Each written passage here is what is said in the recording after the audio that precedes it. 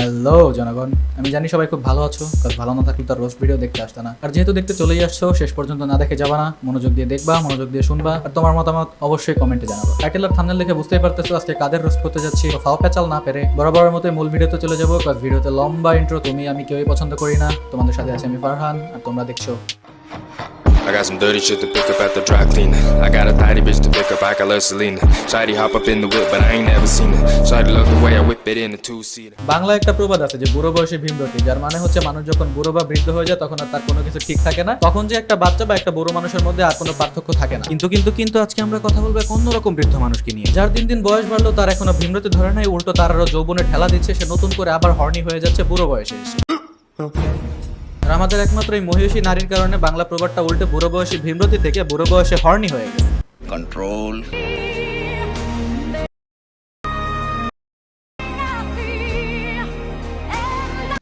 এখন তোমরাই বলো এই মহিষী নারীকে নিয়ে আর কি বলবো? সেকে নিয়ে বলে কোনো লাভ নেই, কারণ একে মুখ দিয়ে বলেও কেউ কিছু করতে পারে নাই, আবার অন্য কিছু দিয়ে কিছু করেও কেউ কিছু করতে পারে না। বেসিক্যালি আজকে আমি এই গরিবের সুগার মমিকে নিয়ে কথা বলতে আসি নাই। আজকে খেলা হবে আমাদের গরিবের সুগার মমির নতুন ছেলেকে নিয়ে, যার নাম হচ্ছে মেহেদি শুভ খানকির ছেলে। তো এই বোকাচোদার আবির্ভাব আমি প্রথমে দেখি টিকটকে, কারণ আমরা জানি বাংলাদেশে যত বোকাচোদা এবং ভোদাই বৃন্দ আছে তাদের সবারই আবির্ভাব টিকটক দিয়ে। লালার জীবন থেকে মামুন কিক খাওয়ার পরে এই বোকাচোদা কোনোভাবে এন্ট্রি নেয়, পর নতুন আম্মারে নিয়ে সোশ্যাল মিডিয়ার 12টা বাজাইতেছে। অবশ্য আসবে নাই বা কেন, কারণ আমাদের লাইলা আন্টির হেডার যে সুবাস, रहा नहीं जाता तड़प ही ऐसी है ना। সুবাসটা আন্টি ছড়াই এরকম ক্রিঞ্জ ভোদাই আর বোকাচোদা মার্কা টিকটকারদেরকে অ্যাট্রাক্ট করার জন্য। कंट्रोल। আর যার ফলে কি হয়, আন্টি নতুন নতুন ধরনের স্বাদ পায়, আর তার নতুন ভাতারদের নিয়ে করা বোকাচোদাগিরি দেখার জন্য মানুষ তাদেরকে ট্রেন্ডে রাখে। আর যার উদ্দেশ্য কেবল একটাই, ভিউ ব্যবসা।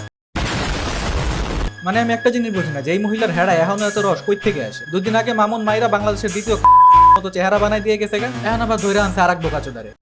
ঠিক আছে, আমি মানলাম যে তোর প্রথম একটা না দুইটা সংসার জানি টিকে নাই, তারপরে তুই বিয়ে কর, বিয়ে করে তুই ভালো করে একটা সংসার শুরু কর, আবার তুই ভালো একটা ব্লোক রে বিয়ে কর। তুই কারে বিয়ে করলি? টিকটকে আইলি মামুন রে বিয়ে করলি।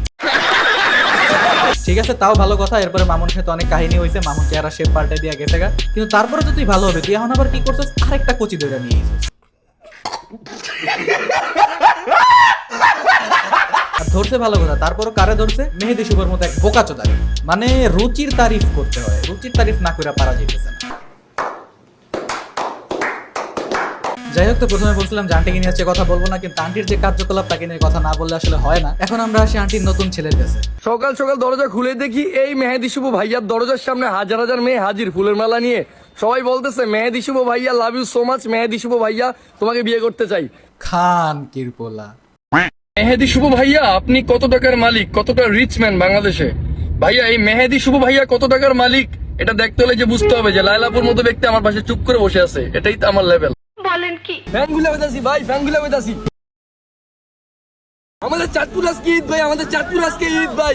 সারা বাংলাদেশের মধ্যে আমরাই সর্বপ্রথম ঈদ করি ভাইয়া। তাতে আমার বাল ছেঁড়া গেল।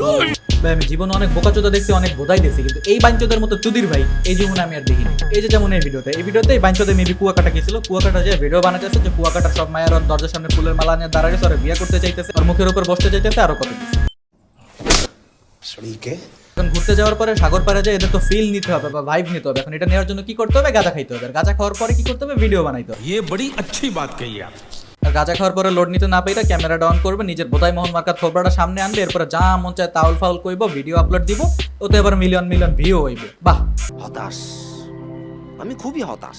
এই ডেন্ডিখোরের বাচ্চার নাকি আবার টিকটকে 7 লাখ প্লাস ফলোয়ার। এই যে 7,11,000 লোক করে ফলো করতেছে, এরা কারা? এই চোদনাগুলো এই বাইনচোদদের কি দেখে ফলো করে আমার মাথায় ঢুকে না। कौन है ये लोग, कहां से आते हैं?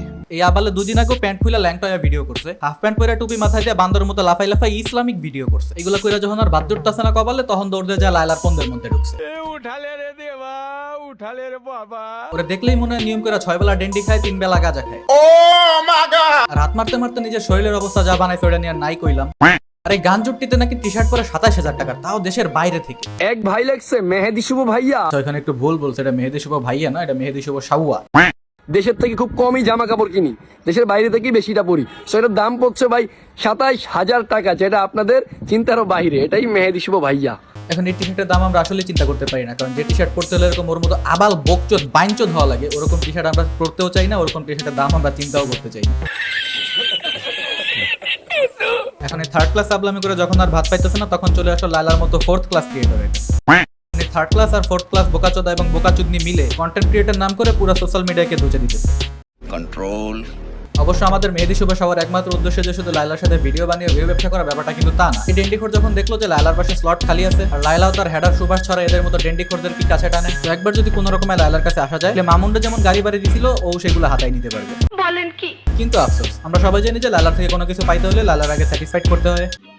समझ रहे हो आप समझ रहे हो ना। কিন্তু এই ডেন্ডিখোরের শরীরের যে কন্ডিশন, আমার তো মনে হয় লাইলা ল্যাংটা হয়ে ল্যাপ ডান্স দিলেও এই ডেন্ডিখোরের টুনটুনি দাঁড়াবে না। আর লাইলার যে গুহা, ওর মতো 2-4টা ডেন্ডিখোর রাস্তা ভিতরে ঢুকে যেতে পারবে। এই ডেন্ডিখোর এখন লোভে পড়ে গরিবের সুগার মামির কাছে আসছে ঠিকই, কিন্তু কিছুদিন পর যখন ভিতরে সবকিছু শুকাই যাবে আর লাইলার কিছু করতে পারবো না, তখন লাইলা লাঠিটা মামুনের মতো জেলে পাঠাই দিবে। এই কথা শুনে আবার কেউ মনে করো না যে আমি মামুনের সাপোর্ট করতেছি। মামুন যে ভালো ছিল, ওর কোনো দোষ ছিল না, সেটা আমি বুঝাতে চাইতেছি। মামুন এখানে শুধুমাত্র একটা এক্সাম্পল। মামুন লাইলার কি হয়েছে সেটা নিয়ে আমরা এই ভিডিওতে কথা বলতেছি না, কিন্তু মামুনের মতো পরিণতি যে বোকাচোদার কপালেও আছে সেটাই বারবার বুঝাতে চাইতেছি। এগুলো তো গেল ভিডিও আর ভিউ ব্যবসার আবলামি। এখন তোমাদের বিয়ে নিয়ে কিছু ছাগলামি দেখাই। সবাই বলতেছে তুমি নাকি লাইলাকে 2 কোটি টাকায় কাবিনে বিয়ে করছো, এটা কতটুকু সত্যি কথা? এটা 200% সত্য কথা।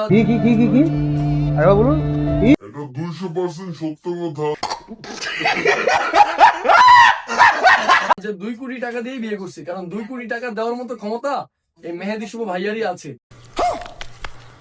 সো মেহেদি শুভ ভাইয়া চাইলে এরকম আরো 5টা বিয়ে করতে পারি যে কোনো নারীকে, আর এটা আমার জন্য একদম সিম্পল। এখন সত্যি বলতে এই ভিডিওটা দেখার পর যে আমি একটা গালি দিব, গালিটা আমার মুখ দিয়ে আসতেছে। 2 কোটি টাকা দিয়ে লাইলারে বিয়ে করছে, নট কোটি, 2 কোটি টাকা দিয়ে বিয়ে করছে। তাতে আমার বাল ছেঁড়া গেল। মানে টাকার অ্যামাউন্ট মুখ দিয়ে করার সময় বাদে না, যত মন চায় তত কয়ে দেয়। 2 কোটি টাকা একসাথে চোখে দেখা তো দূরে কথা, 2 কোটি টাকা একসাথে কলম দিয়ে জীবনে খাতায় লিখছস বাইনছো। मस्त जोक मारा रे ये हंस रे हलकट हंस। আর এরপরে আবার কি বললো যে কোনো সময় চাইলে এরকম আরো 5টা বিয়ে করতে পারে। এরকম আরো 5টা বিয়ে করতে গেলে 10 কোটি টাকা কাবিন দেওয়া লাগে। 10 কোটি টাকার ওজন তো ওর শরীরের ওজনের থেকে বেশি। পাগলের সুখ মনে মনে।